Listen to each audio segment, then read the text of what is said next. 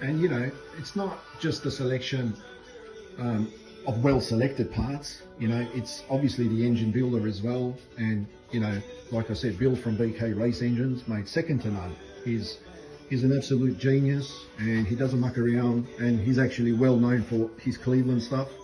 And you know, to me, he's just badass. 7 PSI works real well and efficient on, you know, especially a street combo. And you know, we tried to overdrive the thing. We only got 12 PSI out of it. That's where we ran the 9.1 at 151 mile an hour.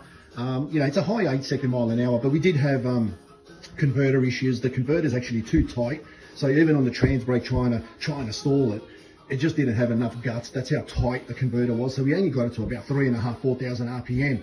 And then you let go of the brake, and then, you know, it sort of bunny hops or lays over, and then it needs to wind again. So that was a downfall for the car, not running a high 8. So that's, you know, that's my excuse. And BK's, you know, clarified that. And he said, you know, it was one of those things. It was a freshly new build, you know, still being a show car, still taking it around the shows. And it was just one of those things, like even Bill said, you know, he goes, look, you can loosen the converter, leave this setup, leave that blower, and, you know, we can get it to stall to 5.5, take off where you want it to take off, and it'll run the number. You know, you'll get your 890, 880, 9Os out of it.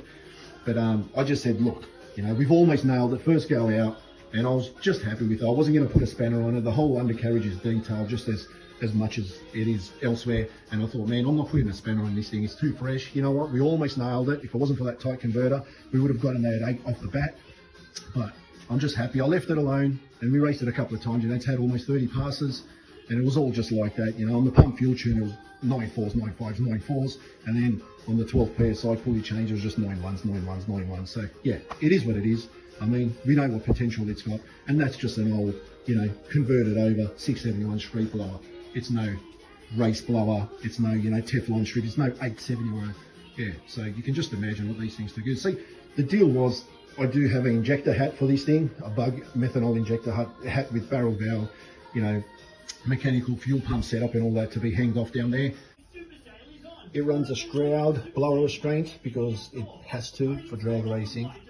So that's just the rule, the mandate. So anything that runs under 10.9 that's supercharged, you need to run a blower restraint, and that just goes between your carb adapter and the blower, and they're adjustable, and it just goes to your exhaust extractor plates, bolts there.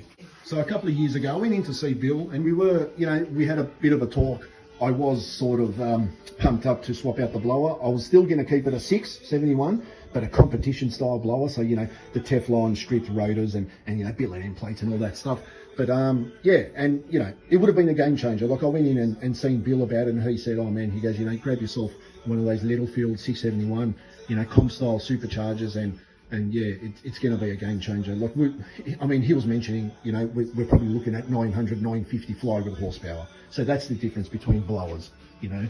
But yeah, my little 671 street blower, don't get me wrong, it still did okay. And, you know, going off the Moroso calculator, the speed for the weight of the car, it's still showing 800 plus flywheel horsepower that this thing made on 12 PSI, which is not bad for a 380 cube Cleveland. And, you know, it's been a dyno proven